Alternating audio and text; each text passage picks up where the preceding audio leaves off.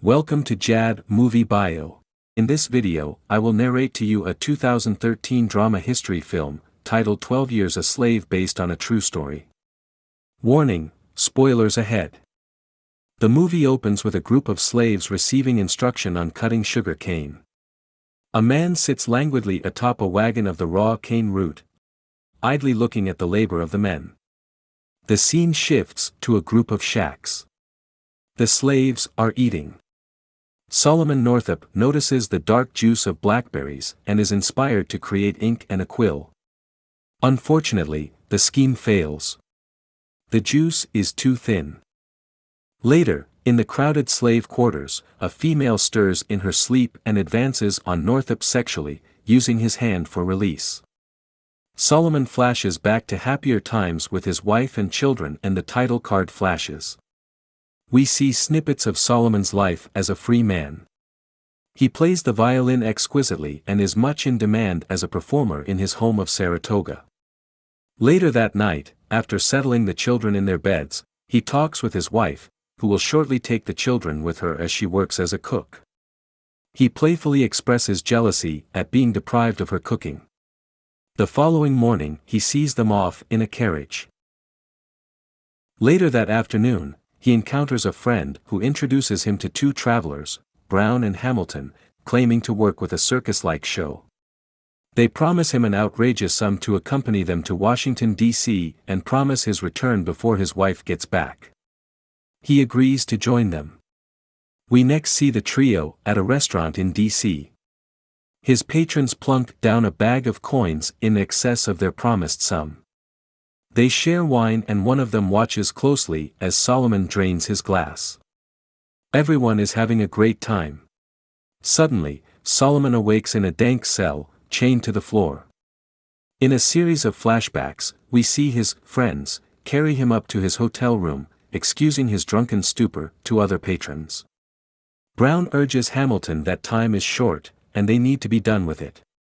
Their departure ends the flashback, and we rejoin Solomon in the cell where he is told that he is a runaway Georgia slave. Despite his protests of being a free man, he has no papers. Solomon is mercilessly beaten and eventually sent into a slave pen with others. He discusses his situation with Clemens, an apparently educated slave who advises him on the dire nature of their situation. Soon a mother, Eliza, and daughter are brought to the pen to join a previously captured son. She tries to keep a brave face while understanding the forthcoming tragedy. Under cover of darkness, they are pulled from their cell, chained and transported to a river boat. They are led to the hold, crammed with other human cargo. Clemens reiterates his advice that Solomon maintain a low profile, denying his ability to read and write.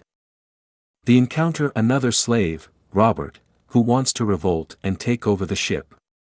They contemplate their odds before opting for caution. Later that night, a slaver visits the hold and awakens Eliza to rape her. Robert attempts to stop the rape but is stabbed and killed. Clemens and Solomon are charged with dropping the body in the river, prompting Clemens to remark that Robert is better off in death. Later, they arrive at a dock. Clemens' master is waiting for them and immediately demands the return of his stolen property. Clemens gratefully scampers down into the embrace of his master, abandoning all evidence of his previously displayed intellect. Solomon has lost his only friend. After disembarking, a slaver, ironically named Freeman, calls his new property to their feet by announcing their names. He calls Solomon Platt, which he obviously doesn't recognize. Solomon is slapped for denying the name. The indignity of Freeman's slave operation is displayed as the naked slaves bath in buckets at his offices. Inside, he puts on his sales spiel to eager customers. A genteel plantation owner, Ford, expresses interest in Platt, Solomon, and Eliza. She begs him to take her children as well, but Freeman balks, swiftly selling her son to another buyer. Ford attempts to buy her daughter, clearly of mixed heritage, but again Freeman won't adjust his price. Ford can only afford to pay for the two. Eliza is distraught and wildly screams in her grief, upsetting the sale. Solomon is commanded to play the fiddle to lighten the mood. Ford transports his purchases back to his plantation. Eliza has been sobbing the whole trip. Ford's wife mentions that food and a night's rest will help her forget them. The next morning, the slaves are introduced to Tibiats, a slave handler, and Ford's overseer, Chapin. J.A.D sings a derisive song warning the slaves against escape as they perform their labor. They continue chopping timber and ultimately encounter a small band of native people with whom they share a brief respite. Solomon notices a stringed instrument and appears to remember his own violin. The next day, Solomon, against Clement's advice, approaches Ford with a novel idea to transport the lumber via the river. Tibiats is extremely patronizing, but Ford is impressed with Solomon's opinions and is persuaded. The scheme succeeds, and Tibiats is embarrassed. Ford offers Solomon a violin to play as a reward. Back at the slave quarters, Eliza is moaning in sadness over the loss of her children. Solomon is frustrated by the noise and debates her about surviving under Ford's decent treatment.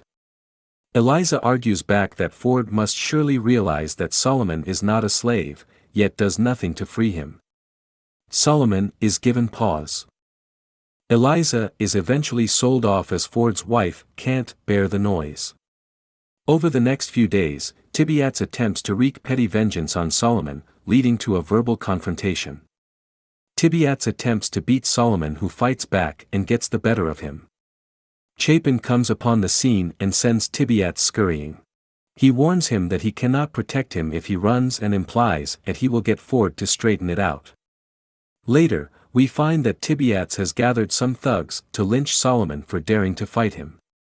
They have the noose around his neck and are preparing to hang him when Chapin returns, guns drawn. He chases them off, but allows Solomon to hang there, barely able to support his weight, on tiptoes, punishment for striking a white man. Gradually, slaves emerge from their cabins and appear to take no notice of his plight. A woman furtively brings him some water, but quickly retreats. What appears to be hours later, Ford finally returns and slices the rope, saving Solomon. He drags him into the house for protection, but decides that he must be sold. Tibiats will not be denied his vengeance. It is here that we learn Ford has sold Solomon to a notorious plantation owner named Epps, who is known for merciless beatings. Epps reads a Bible passage, slanting the scripture to reinforce his ownership of the slaves. The next day brings a day of picking cotton. At the end of the day, the weight of each worker's bundles are marked. Solomon's yield is less than average. Slaves that picked less than the previous day receive lashes. Meanwhile, Patsy exceeds the best production of any worker by nearly double.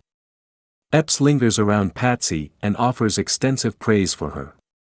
It is clear he is fascinated by her, and his wife is none too pleased. Epps enters the slave quarters and rouses them from sleep, creating an impromptu dance where Patsy is the center of attention. Epps' wife throws a heavy crystal decanter at Patsy's face, brutally scarring her. She demands that Epps sell Patsy, but he claims that he would send his wife away before losing Patsy. Mistress Epps sends Solomon on an errand to the store. She hands him a list and notices him reading it. She makes it clear that he should not do it again. On his way to the store, Solomon is inspired to attempt escape, but stumbles into a lynching. Seeing the fate of the two men, his spirit is broken, and he continues to the store. Seeing the paper, he develops the idea to take a spare sheet each time so that he might craft a letter. Some time later, Epps dispatches Solomon to a nearby plantation owned by Shaw. Shaw has married one of his slaves and elevated her status, at least on his plantation. Patsy is there for a visit, enjoying the finery, but apparently Epps is jealous that Shaw might attempt to bed her. After a brief refreshment, Solomon convinces Patsy to join him. As they return to Epps' plantation, he is clearly drunk.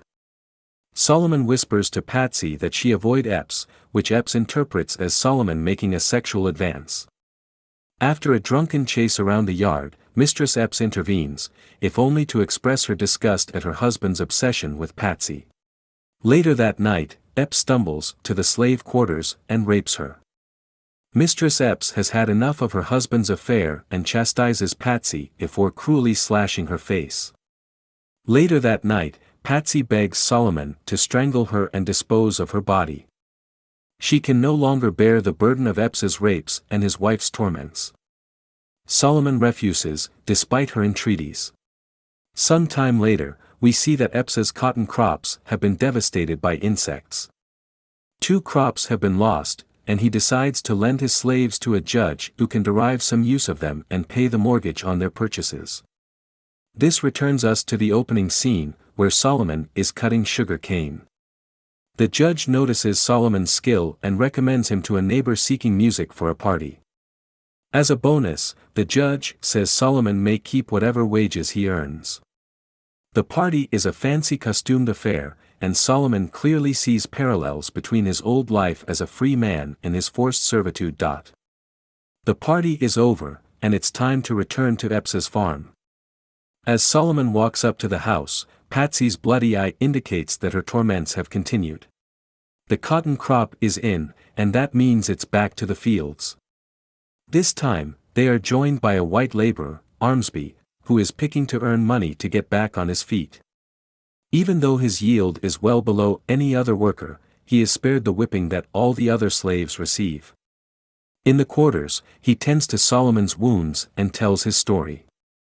He appears to be a decent man and a sympathetic ear. Solomon decides to risk trusting him with sending a letter north, in hopes of securing his freedom. He gives Armsby all his earnings from the party and swears him to secrecy. He will deliver the letter to him in 2 days. Solomon sets about creating ink and drafts the letter. Just that night, Epps enters the quarters and walks Solomon outside. Armsby has broken his word and told Epps everything.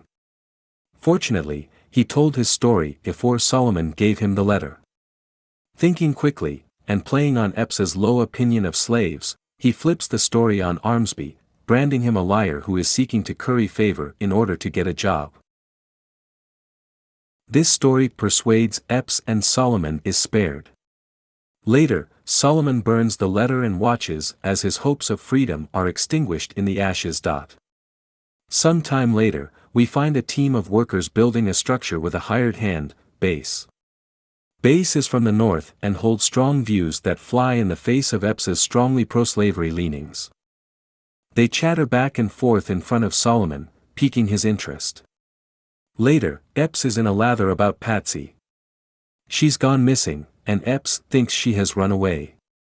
He threatens all the women with violence over her loss. However, she has simply been back to Shaw's plantation to visit her friend.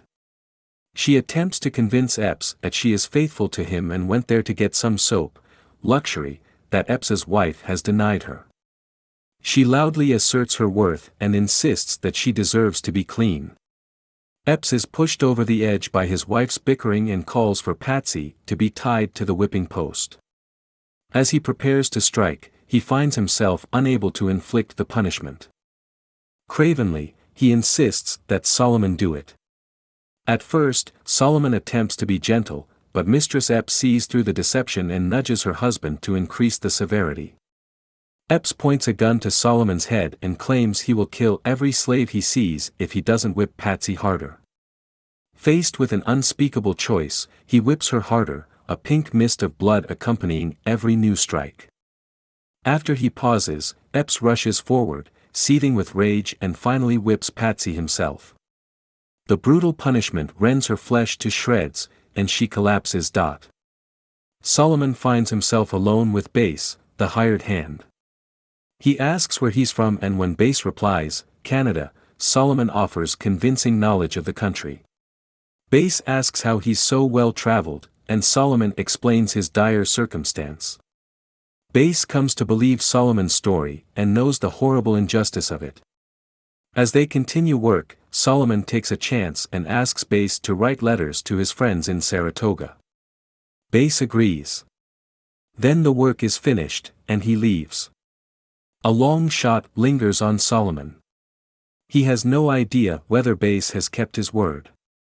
We don't know how long Bass has been gone, but the tears in Solomon's eyes indicate that perhaps he's beginning to think that he has been betrayed again. Now we see a group of men tilling the soil and planting seeds.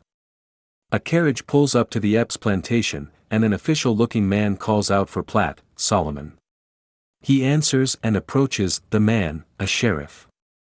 The man asks him some questions and motions to another man in the carriage. It is Mr. Parker, a shop owner from Saratoga and friend of Solomon's. With little further prompting, the sheriff is convinced, and Solomon rushes to embrace his friend. Epps is enraged and shouts empty threats. The sheriff rebuts the arguments and Parker helps Solomon into the carriage that will take him to safety. Patsy is there and calls out to him. Solomon leaps from the carriage to embrace her one last time before his departure. As he leaves, Patsy collapses in grief. Now Solomon has been carried home. Outside his door, he appears overcome at having been delivered from his nightmare. Upon entering, he sees his family. They are 12 years older, but overwhelmed at seeing him. His daughter has married and named their son, Solomon Northup. Tears flow as they gather around him and welcome him home. A series of title cards explain that he attempted to sue his kidnappers, but failed. Northup became an abolitionist and aided many runaways in achieving their freedom. Subscribe to the channel and turn on the notification bell to watch more videos like this.